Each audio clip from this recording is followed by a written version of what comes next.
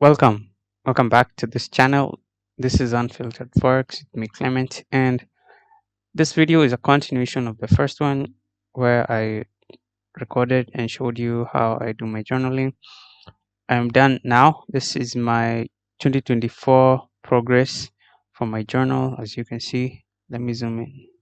Yeah, this is my 2024 progress from January, right? From January, you can see the January trades are here, all the way to November. Remember, I don't trade on December, so yeah, November is the last month of my trading year. Okay, so now, like I showed you, or rather, like I told you in the previous video, there are usually 12 columns in my journal. There will be more later when I get to the data visualization part, but when I'm doing the data entry, I do these 12. And this time, when it came to the second half of the year, I decided to not include the news part of the column of news. I left it blank. Reason being, um, my strategy kind of changed. Not changed in a big way, but the market. I noticed the market changed, and I had to change my strategy too, because what's going to happen with a news release is that the volatility isn't necessarily going to come in the direction of the news release. All right, like if the CPI comes out bullish or bearish for the dollar, it may not be immediate. It be what it may not reflect accurately on the price action. And what actually happens, and what I actually did this year was that sometimes when there was a news release, you actually trade after the news release. Let me show you an example here. Or we already have one here. Like you can see, this one was CPI on US 30, but the entry was actually made 2 hours after the CPI. This is actually 3 hours. Yeah. Not three. This is 15. Yeah, this is 2 hours after the CPI had come out, right? And actually, it was like that even for some currency entries on the currencies. Let me look for one where there was actually a win. Yeah, this is also an index, Nasdaq, where there was retail sales coming out. Usually, they come out at 15:30 hours. This is East African time, 15:30 hours. But the trade I took was actually at 6 1800 hours, so 6 p.m. The news came at 3:30 p.m., but the entry was taken at 6 p.m. So by this time, well, there was a high chance that the market wasn't even reacting to the news release, but rather reacting to something else. Therefore, in this case, the news release becomes irrelevant to the trade. There was also, let me see if I can find it. Yeah, Euro USD, where there was a win on Wednesday. Yeah, Wednesday 5 p.m. I got a win trade here.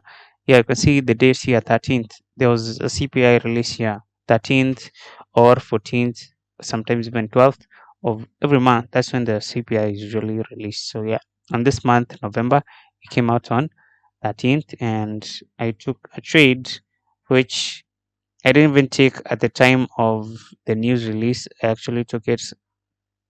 This is an hour after the news release, not an hour. This is 30 minutes after the news release, because the news release came out at 16:30, I believe. Yes, 16:30, and then I took my entry at 1700 hours.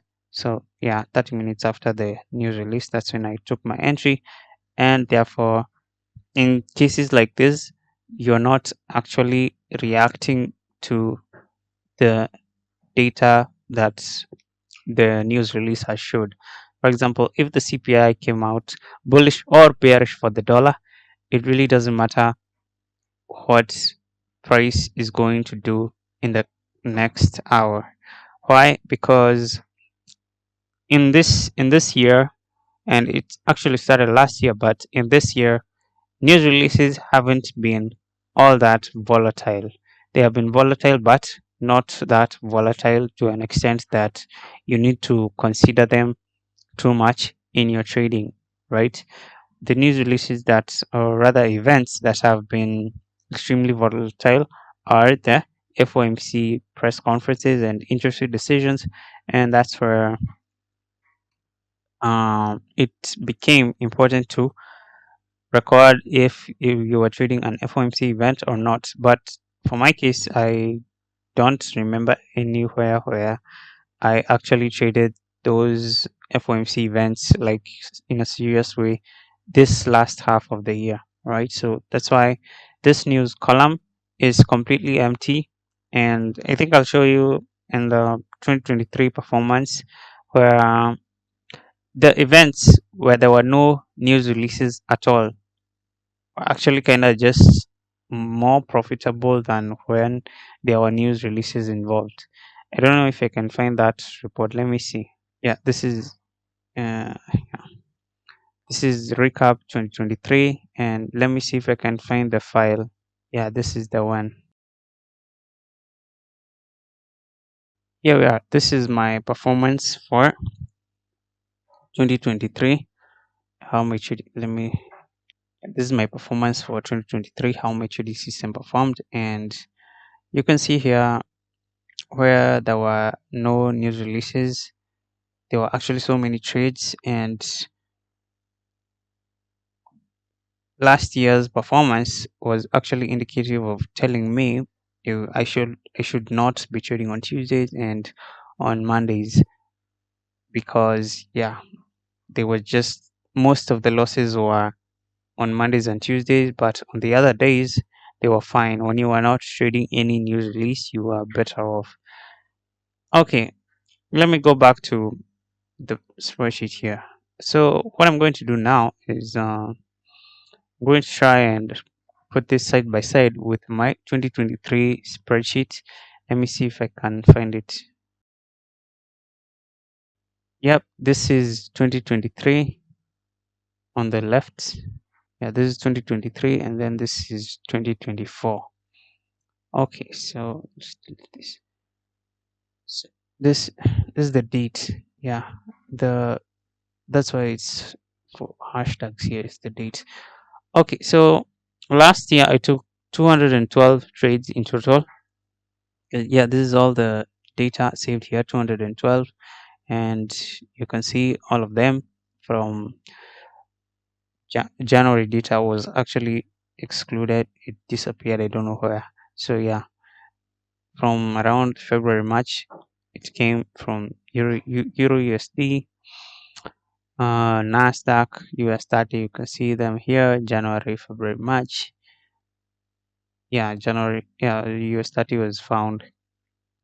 Then moving on, gold. Yeah, also gold. 212 trades in total last year.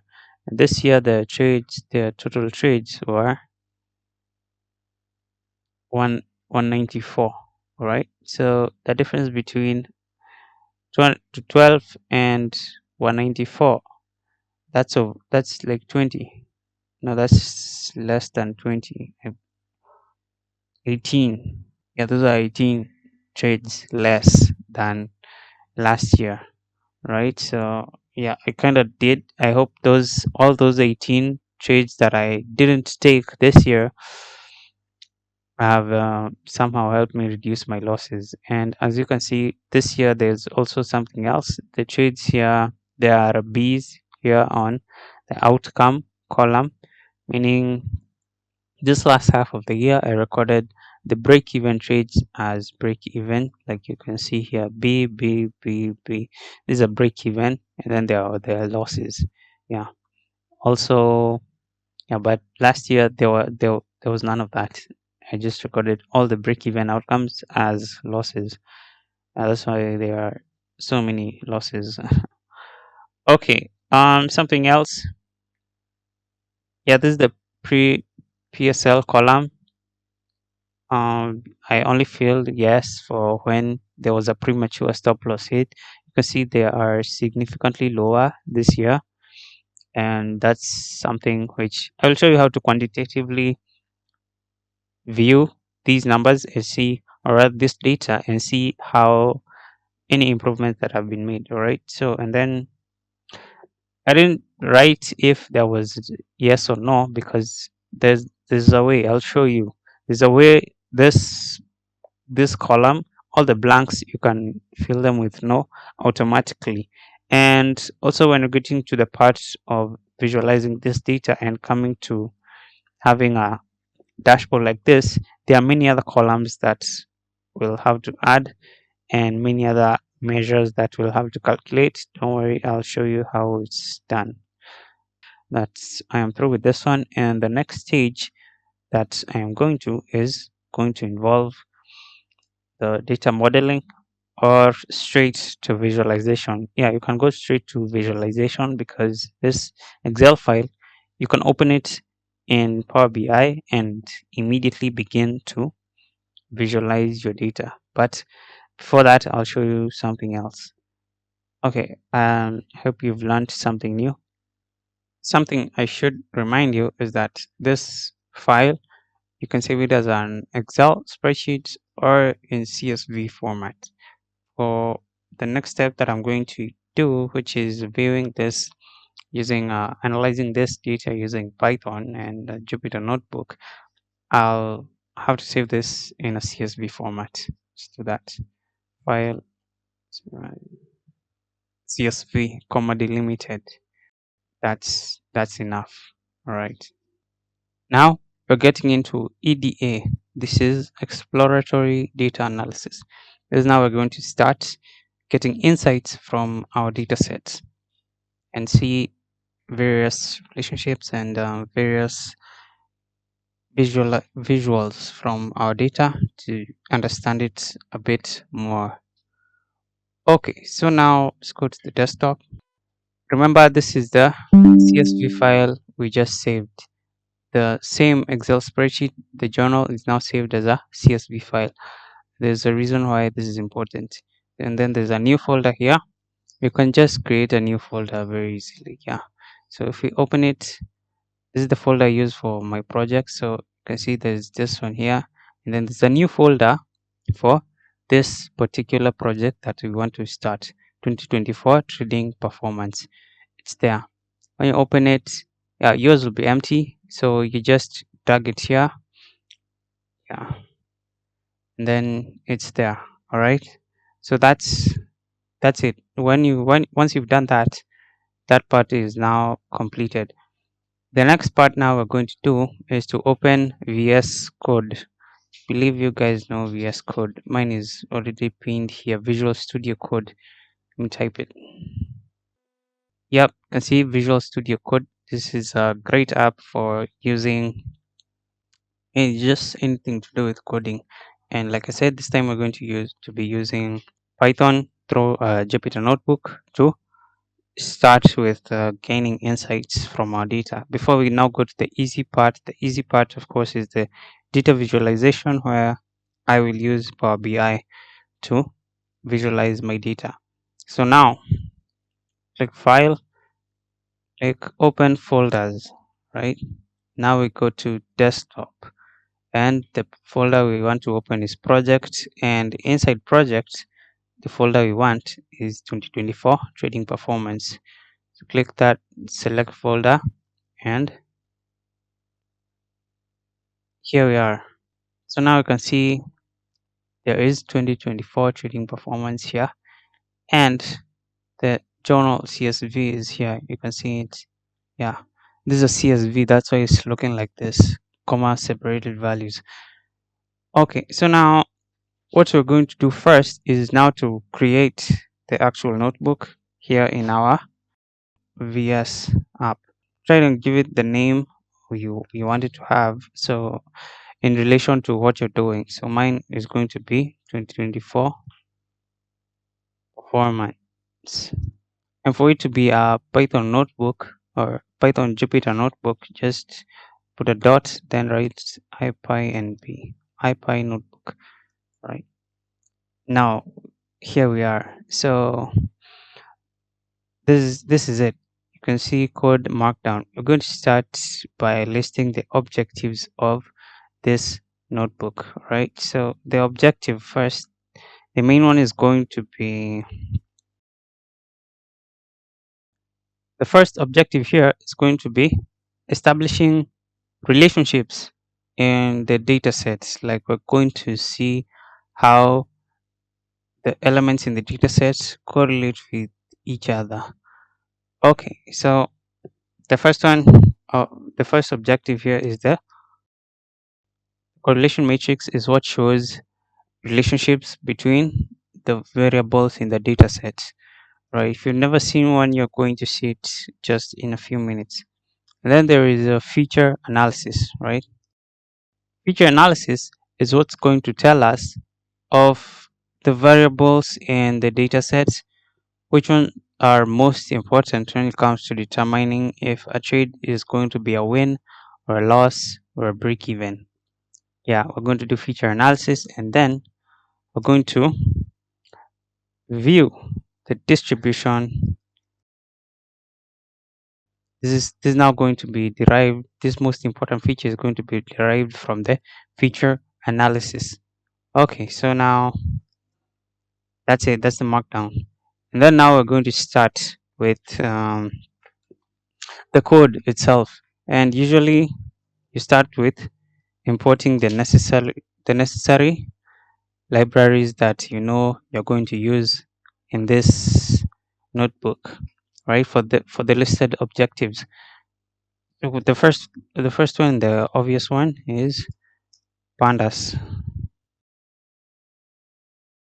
Pandas is what's going to help us now view the data set as a data frame, and that's how we're going to use the data in this notebook. Another one is matplotlib. Matplotlib is going to help us view the charts, right? There's some point where, like we see, like said here, distribution of trades by most important feature. It's You're going to view that as a chart. Even the correlation matrix, you're going to view that as a chart. Even the feature analysis, you may decide to view the data as a chart. Yeah, so that's why pyplot matplotlib is important for this one. And then there is Seaborn. Seaborn is what helps with the correlation matrix. Now this is where we're going to get to the more statistical ones, like the library we're going to use for training and testing the dataset to produce the feature analysis is going to be XGBoost for this one. All right, I decided to use that one. And then another one we're going to import is the label encoders, because the data sets will have to, it's categorical, like you saw. The data is not numerical, it's mostly categorical. Numerical would be like if you have what do you call it? If you have the different P&L for every trade recorded, like if you made $200 on a trade, you write there $200, or if you lost $30, you write there negative 30. Yeah, that's numerical. But what we have in our data set is win, loss, break even, and another.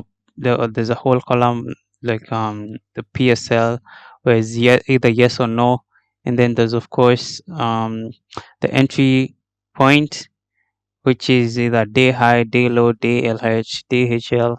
That's categorical data. And for if you want to do the feature analysis, or even most kind of analysis you're going to do, you have to encode the data for it to be usable in this context. All right. So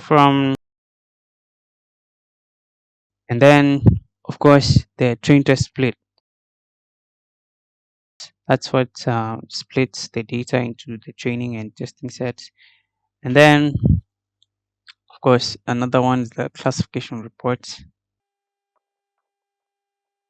And then another one I think we're going to need here is classifier, one versus the rest, because when it comes to feature analysis, we're going to be putting one feature, the outcome, versus all the other features to see which one has a big effect on determining what the outcome is going to be. So that's why now we import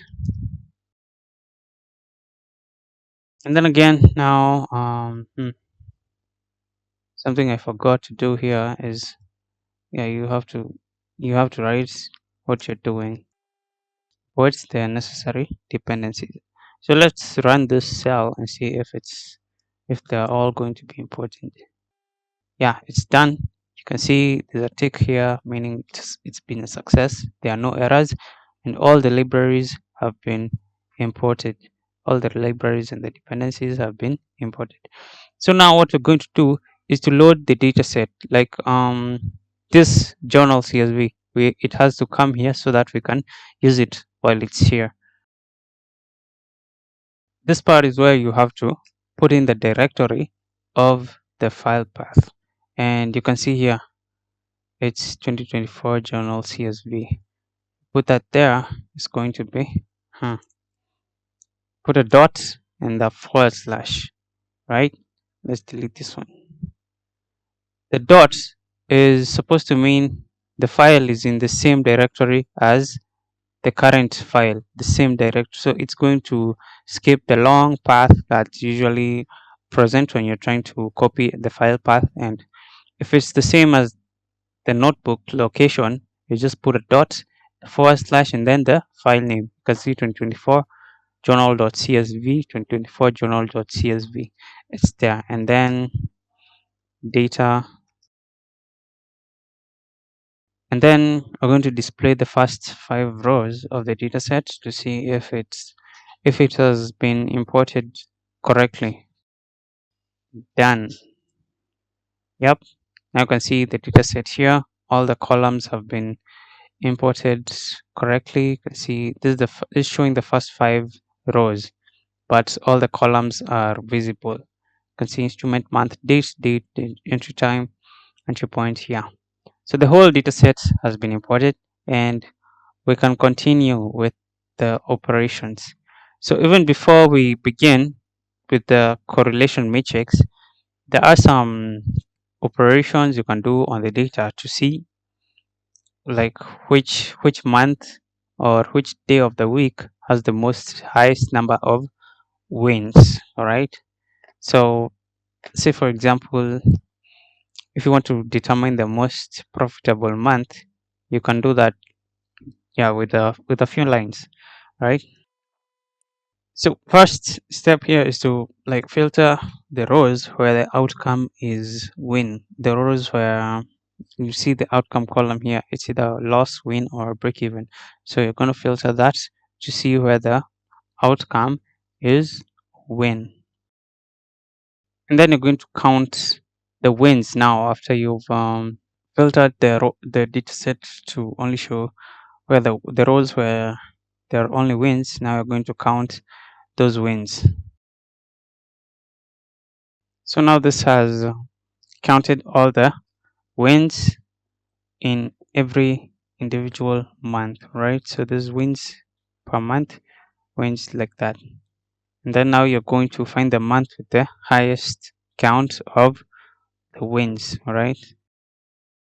This is now going to tell you the number of wins in that month that now has the most wins. And then now you're going to display the results, right? Displaying is simple. You just write print. Done. January 7. So this means the month with the most wins is January with 7 wins. Yeah, in fact, we're supposed to include that. Yeah, if you want to find out your most profitable day of the week or even your most profitable entry model, it's, yeah, you just have to change where there is month. This column of months, you just change it to day or entry point. So for example, here you can write this day, right? Okay, so Wednesday, 12 wins, right? Wednesday is the most profitable day of the week with 12 wins. If you want to find out your type between buy and sell, which are the most, which is the one with the most wins, type sell 24 wins. Sell orders had 24 wins. And also if you want to find out your entry point with most wins, just write entry point. Day low with 17 wins. Whenever you are making an entry at the daily low, the day's low, that's when you had a really good chance of winning. All right. So there's something missing in this part, which is the win rates. Right. You are supposed to calculate the win rates to actually determine which one is the most profitable, not just most profitable, but most profitable in the ratio of wins versus losses. All right, but we're not going to do that here because that would be wasting resources. You can just, when you go over to Power BI, it'll be very easy to do this. All right, you don't have to write any code, nothing. All right, so now let's get to what brought us here, which is the correlation matrix and feature analysis. We're going to start with the correlation matrix, right? So first we have to clean the column names because some of these column names may have issues, like either it has a space at the end or at the beginning and I didn't realize. So we first start with cleaning the column names because we're going to use the column name somewhere ahead in the data set. Correlation matrix. So now we begin stripping the data set. So here we have it. This one is for removing the leading and trailing spaces, and then this is to ensure that only the object columns are stripped and converted to uppercase. Okay, so let's write that to remember it when you're doing. Yep, it's done. We've run it and it's success, no errors. So we can move on with the next part.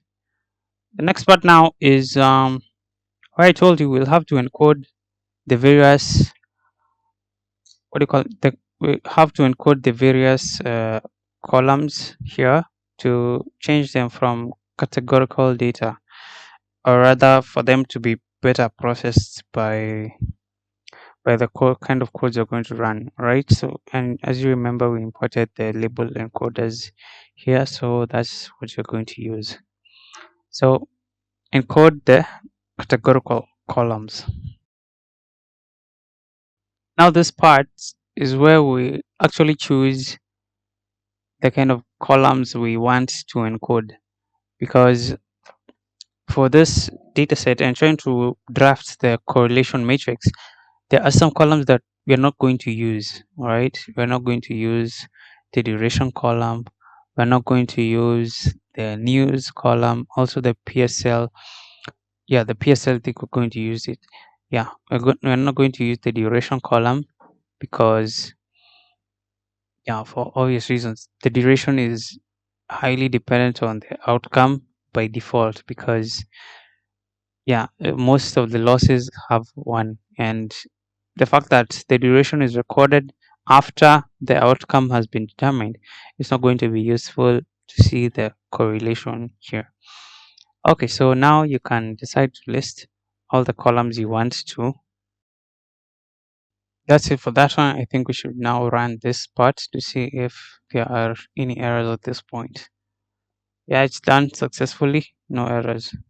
And the next part, we're going to select the columns for the correlation, right? So because the columns are the same as this one, you can just copy and paste this one. It's done. The correlation matrix has been created. Now to view it, you can just type print correlation matrix, right? Yeah, and this is the matrix. But this matrix is not easy to view it and to understand what's going on here. So now we'll have to print out a better one so that it can be easier to understand the relationships between these variables, right? So let's do that. Okay, it's done. Now we're going to look at it. Oh man, there's an error. Yeah, this is the correlation matrix now.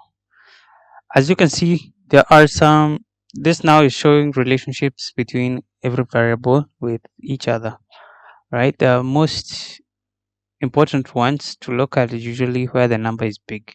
This one, if it's one, you completely ignore it because it's the same column. Entry time and entry time, of course, is going to be one. Okay, so now you start with looking at the big numbers. Like you can see here, this is 0.57, meaning entry point and the type have a rather strong correlation with each other. Yeah, because like you saw in the data set where it was day high, it was most likely a sell, and that's the type, or where it was day low, it was most likely a buy, that's the type. Right, day lower high is going to be a sell, or day higher low is probably going to be a buy. So yeah, hence that's correlation you're seeing there. All right, so that shouldn't come as a surprise. Why it's there in your data sets. You may be having different columns and the correlations may be different, so you will need to understand them. Also, another significant number here is 0.22 basis point. Yeah, you can see there, this showing there is a rather not strong, but rather there is some correlation between the entry time and the type of trade you're going to be taking, whether it's a buy or sell. It's kind of related with the time. Yeah, significant relationship between entry time and type. And there is also another one. Yeah, entry point and PSL. You can see the PSL column where you're getting in. There is some relationship, the entry point and the entry time. It's somehow going to determine if you're going to have a premature stop loss. Yeah, only to a small extent, but it's there. And then there's also, hmm, I think that's the, oh yeah, there's also this one, the day and the entry time. There is a some some correlation there. So what you're going to do here is to write these observations, right? Because they're going to be useful when it comes to now interpreting this data set in when you're visualizing it. Yeah, you're going to use these observations here to make conclusions there, and if you're going to change anything about your system. So what you're going to do is mark down and then you write the observations, right? You say, for example, you start with this one. There is strong. This is somehow rather strong. Another one we're going to write is this one, or no, let's go with this one in descending order. This is the small, the what, the biggest one after 0.57, 0.22. So there is some. Then you go to another one, the small one, the smallest one after, or the biggest one after 0.22 is 0.15. This is the PSL column. Yeah, PSL column and the entry point, right? So there is some. The next one after 0.15 is 0.12. Yeah, I think this is the next one, and this is the last one we're going to consider really, because yeah, not the last one. The last one will be this one. So let's write this one and then this one. This is PSL and entry time. And then the final one, so this is outcome and entry point. Yeah, once you've done that, let's say the observations, you can do yourself the favor of writing the actual figures, right? Myself, I've decided not to write them because seeing we have already arranged them in descending order, like from the strongest to the weakest. But yeah, for recording purposes, and because this text we might have to export it at some point, let's just write the numbers. Yeah, that part is done. Now we can move on. This observation is important. It will show you where you're going to use it. But yeah, if you have once you have done this with your data and shown the correlation matrix, you need to identify the biggest numbers which show the strongest correlations, and then you write the observations like so. Now, the next part is going to be feature analysis. Correlation matrix, that one is done. Now we go to feature analysis. This part of feature analysis is quite is a bit challenging. All right, I think I'll have to do that in a separate video for those who are interested. This video is already very long, but I have to stop here for now, and then in the next video is going to be about feature analysis, feature importance analysis. Okay.